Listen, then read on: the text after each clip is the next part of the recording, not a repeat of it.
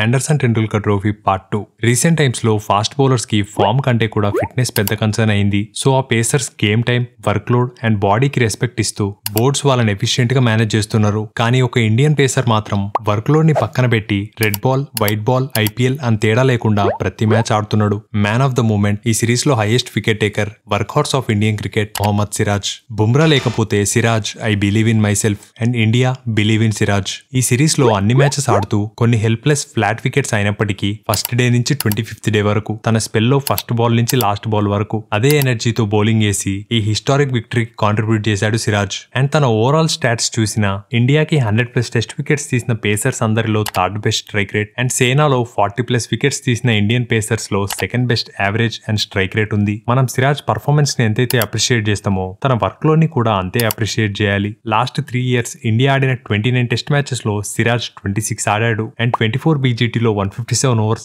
ఈ సిరీస్ లో 185 ఓవర్స్ వేశాడు సిరాజ్. తన ఎఫర్ట్ కి, డెడికేషన్ కి, పర్ఫార్మెన్స్ కి, నెవర్ సే డై యాటిట్యూడ్ కి హ్యాట్స్ ఆఫ్.